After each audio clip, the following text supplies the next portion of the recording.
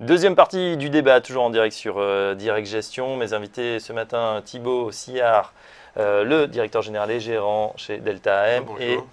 Jacques Arnaud Lélias, Rebonjour. responsable commercial. Messieurs, on parlait justement de ces situations spéciales, des obligations, vous nous détaillez, et puis bien sûr, il ne faut pas oublier que derrière toute cette technique, il y a des vraies histoires de valeurs et d'entreprises. On va parler d'une valeur emblématique, en tout cas qui fait couler beaucoup d'encre électronique sur les forums, c'est Belvédère. Belvédère sur lequel vous êtes positionné assez tôt. Racontez-nous déjà pourquoi vous êtes positionné, on peut rappeler ce que fait la société. Alors la société est dans la distribution et la production d'alcool.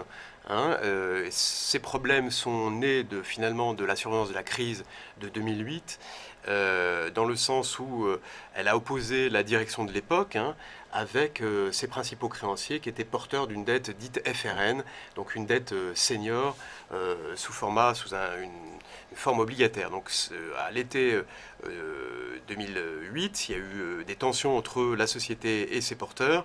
La société a mis en avant ces tensions pour aller rechercher la protection d'une procédure judiciaire, procédure collective, pardon, qui était nouvellement mise en place en France, la loi de sauvegarde, et s'en est suivi une longue période qui a abouti à la conversion des dettes existantes en actions au profit des porteurs de ces dites dettes. Donc finalement, en synthèse, les anciens créanciers se sont retrouvés les principaux actionnaires de cette société. Donc c'est ce qui a été également votre cas, c'est-à-dire les obligations ont été converties Voilà. en actions et vous êtes aujourd'hui donc actionnaire, une part importante. En tout cas, vous continuez à analyser, vous n'avez pas vocation à ce moment-là à sortir complètement du titre. Pour l'instant, rien ne nous semble nous pousser à la sortie.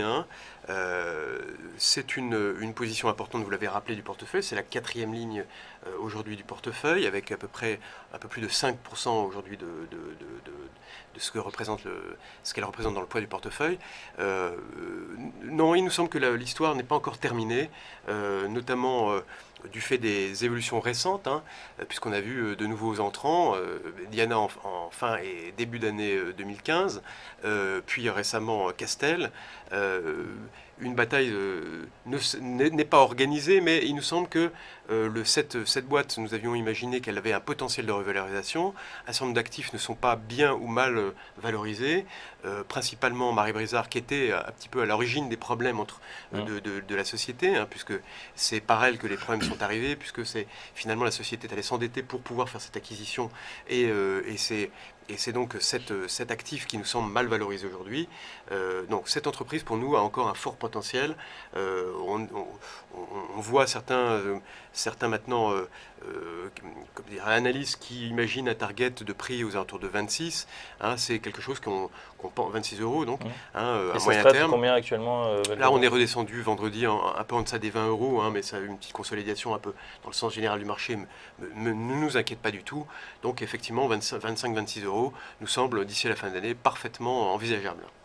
D'accord, du coup on voit effectivement dans les positions de votre fonds, on a ces fameuses obligations et donc ça sera l'action là du coup Belvédère qui est dans le Voilà, portefeuille. finalement tout à l'heure, ça rejoint le sujet précédent, c'est qu'est-ce qui nous différencie d'un fonds à yield classique, c'est que le fonds à yield va être obligé par conversion des dettes, quand il y a conversion, s'il porte des dettes qui sont converties en action, va être obligé de les vendre. Nous, au contraire, notre spécificité, c'est qu'on peut porter jusqu'à 20% d'actions par conversion principalement de ces dettes.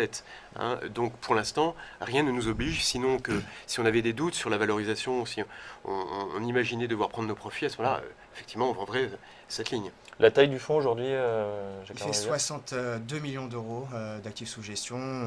Depuis qu'il a été créé en 2008, la progression des encours, c'est à peu près 18-20% par an.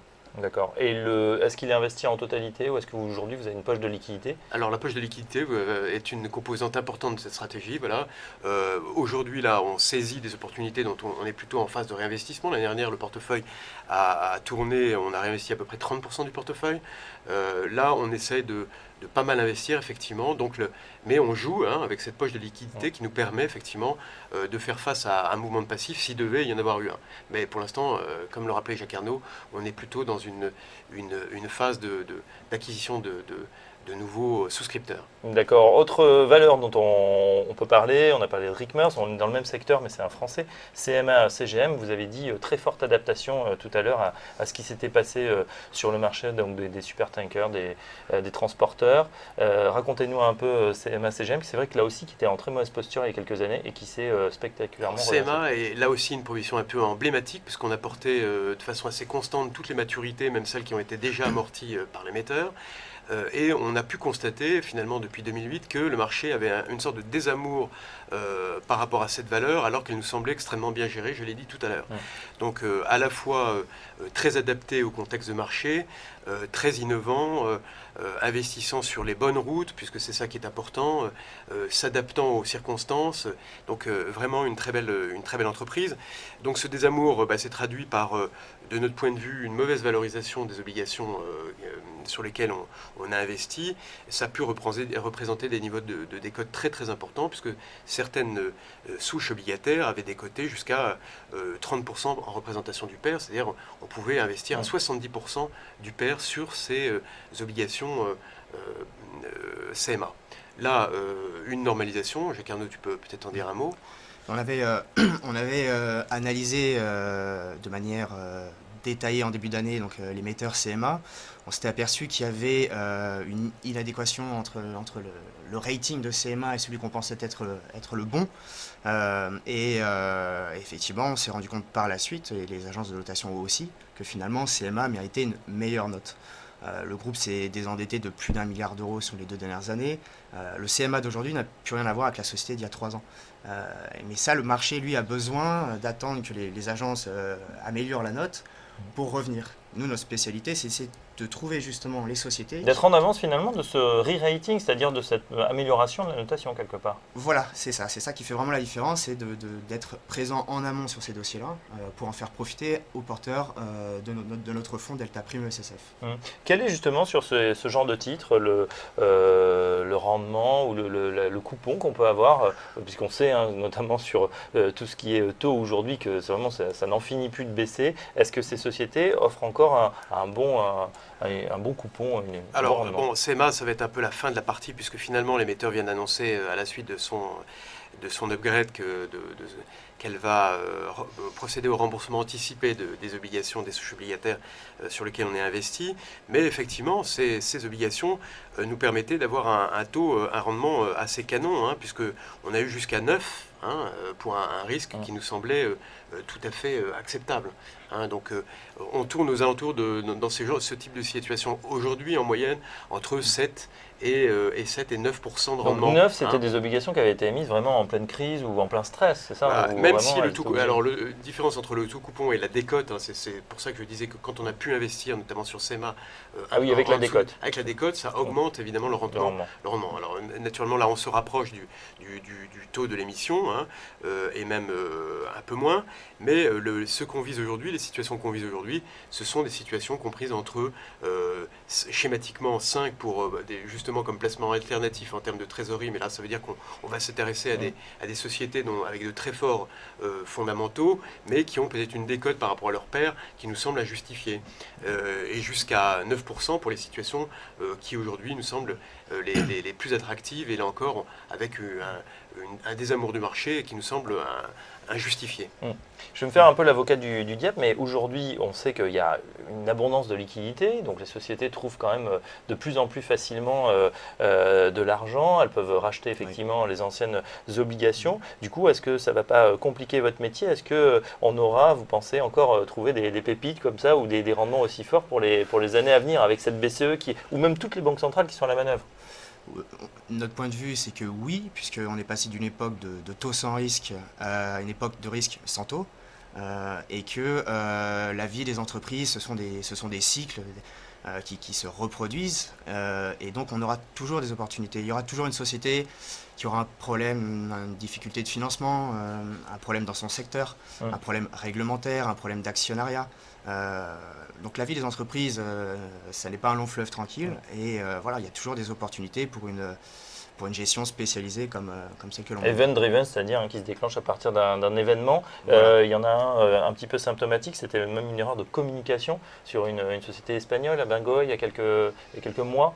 Alors où vous savez, c'était un peu comme la queue de Mickey, hein. Vous êtes sur un manège, vous avez le tourniquet, vous essayez de l'attraper et la question est réglée. Alors à Bengoa c'était ça, hein, effectivement, c'est un problème de communication et la société a tout à fait compris qu'il fallait vraiment communiquer et c'était un problème de comptabilisation de certaines dettes avec une création, une comptabilité un peu créative qui a fait peur au marché, la société ayant rectifié tout de suite le tir, ayant bien communiqué pour que le marché comprenne.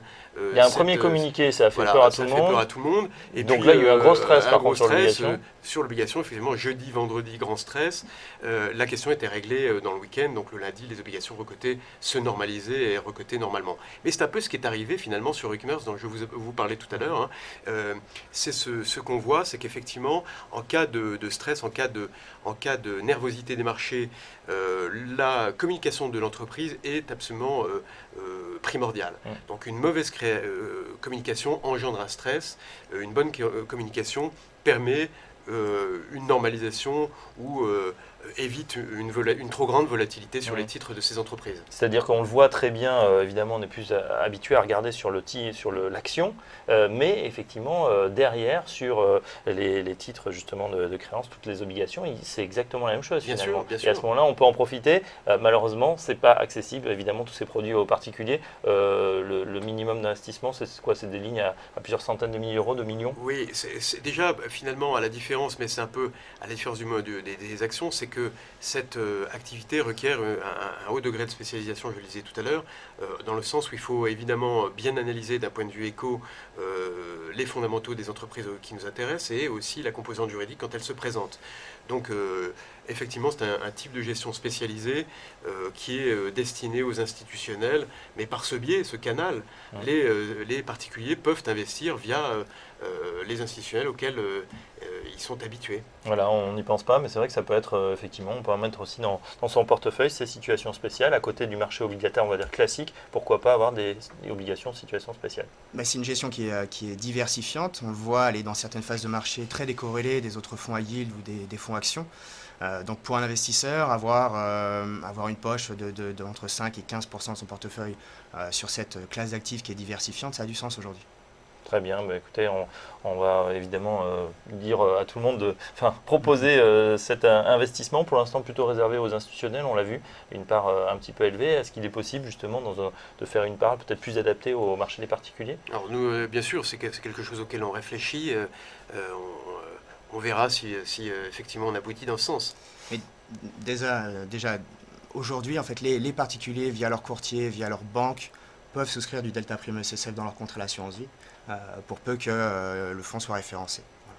Donc ça aussi, on y travaille. Voilà, donc pour tous ceux qui se sont passionnés pour le débat de ce matin un petit peu technique sur ces obligations en situation spéciale, des fois décotées, que certains savent prendre au bon moment, allez faire un tour sur le site évidemment de Delta AM pour en savoir plus et savoir également si votre courtier vous propose ce genre de titre. Je remercie mes deux invités de ce matin, l'équipe de Delta AM, Jacques Arnaud, l'Elias responsable commercial et Thibaut Sillard, le directeur général et gérant.